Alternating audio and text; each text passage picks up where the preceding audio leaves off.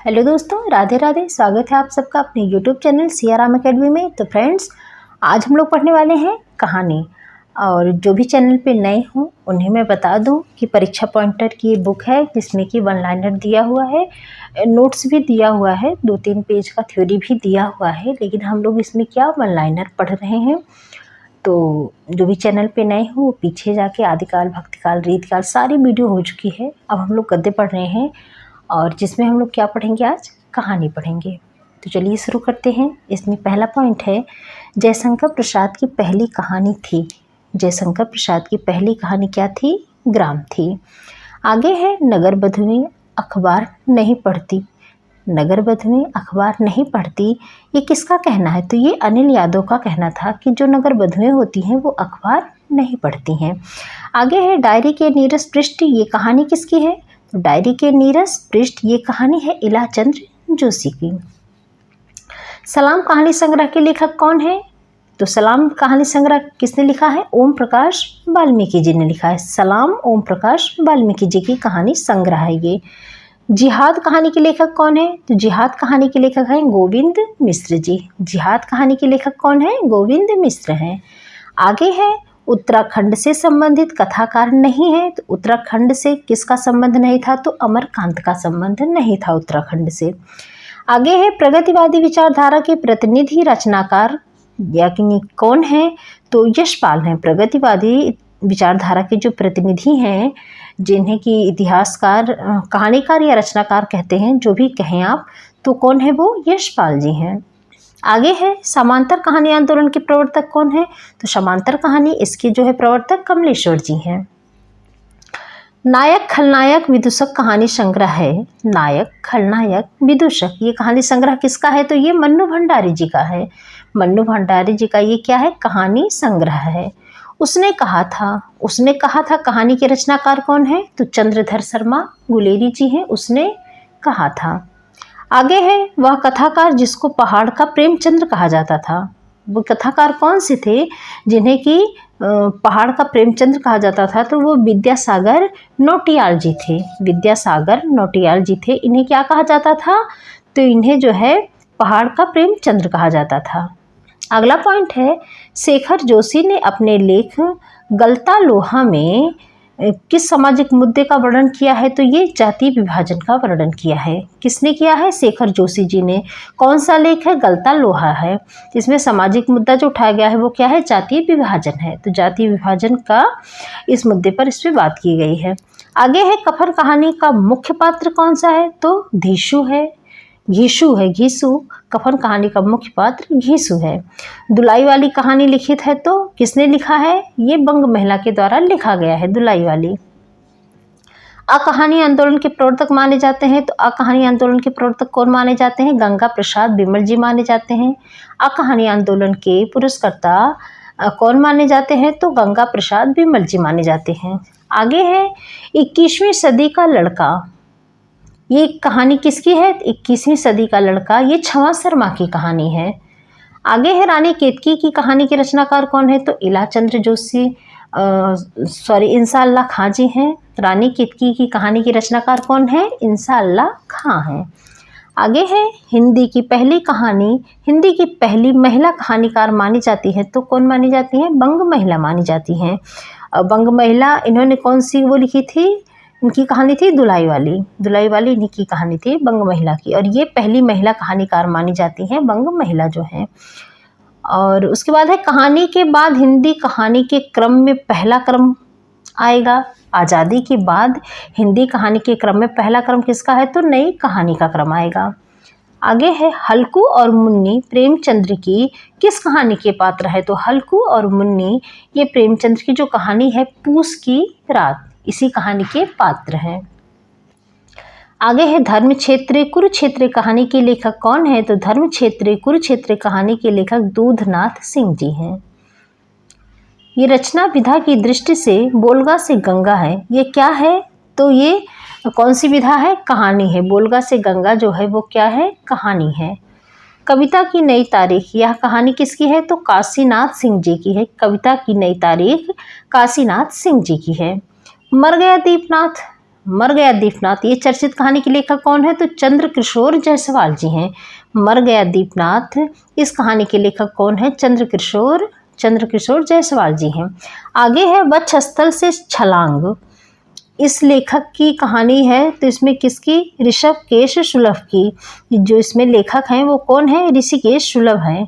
क्या? वक्षस्थल से छलांग, वक्षस्थल से वधस्थल से छलांग, ये जो है कहानी किसकी है? तो ये ऋषिकेश सुलभ जी की कहानी है। खून का वह आखिरी कतरा जो वतन की हिफाजत में गिरी दुनिया की सबसे अनमोल चीज है, यह कथन किससे लिया गया है? तो ये दुनिया का सबसे अनमोल रतन से लिया गया है। आगे है परिंदे संग्रह में संकलित कहानियों की संख्या कितनी है? तो परिंदे संग्रह में संकलित कहानियों की संख्या 7 है।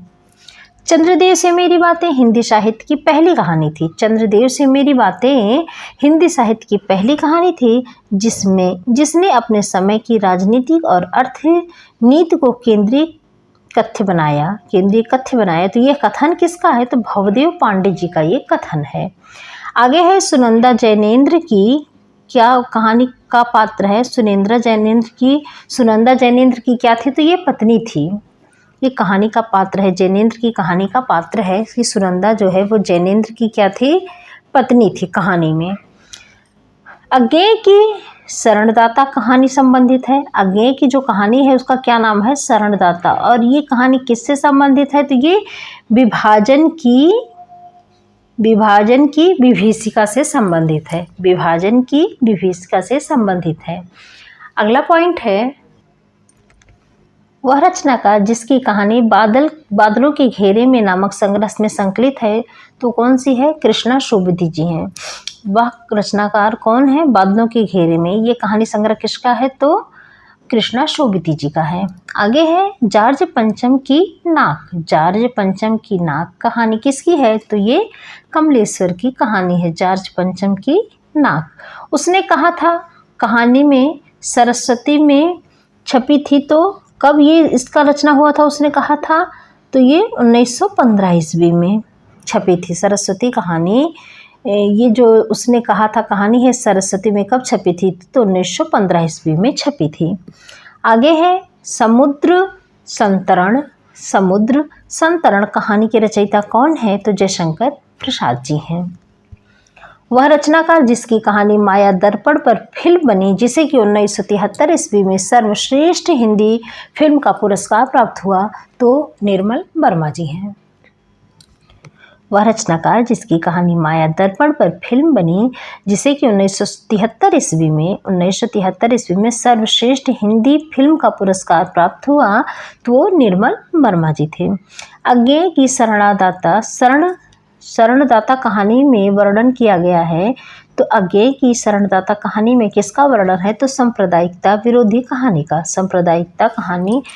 कहानी का वर्णन किया गया है। आगे है रसप्रिया कहानी का पात्र है, तो कौन है रसप्रिया कहानी का पात्र? तो मृदंगिया जी है, मृदंगिया है।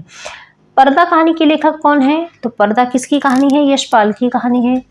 तीसरी कसम यमलाल पाल की बेगम नामक कहानी के लेखक कौन है? तो फणेश्वर नाथ रेणु जी हैं। इंदुमती कहानी के लेखक कौन है? तो किशोरीलाल गोस्वामी जी हैं। इंदुमती कहानी के लेखक कौन है? किशोरीलाल गोस्वामी हैं। आगे है सुकुल की बीबी रचनाकार। सुकुल की बीबी किसकी रचना है? निराला की रचना है।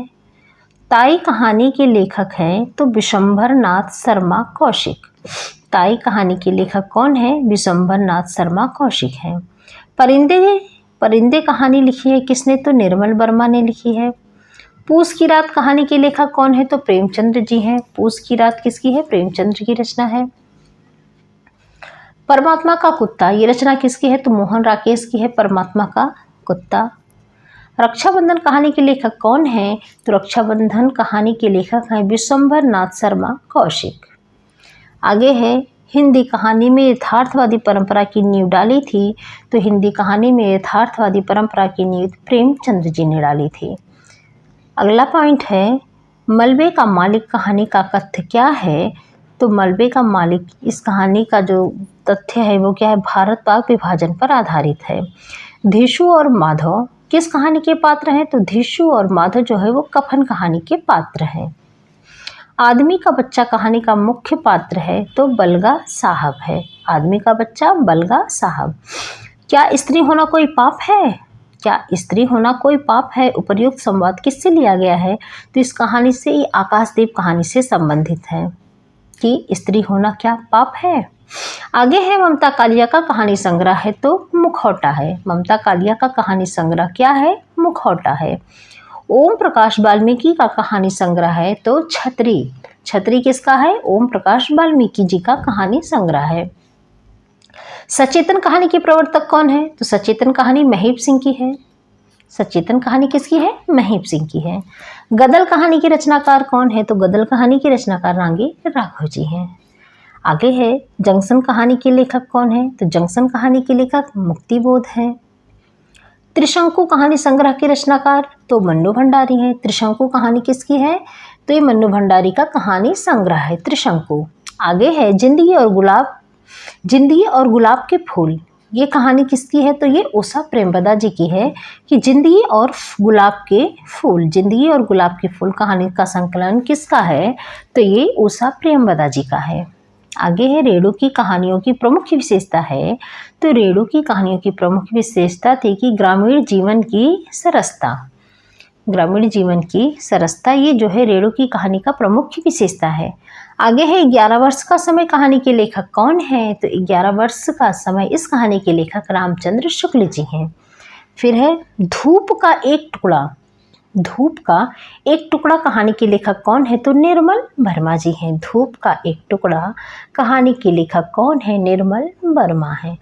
तो फ्रेंड्स, ये थी आज की वीडियो। मिलते हैं इसके अगले भाग को लेके कल। आप लोगों को वीडियो कैसी लगी जरूर कमेंट करके बताइएगा। मिलते हैं नेक्स्ट वीडियो में, तब तक के लिए आप सभी लोगों को राधे राधे।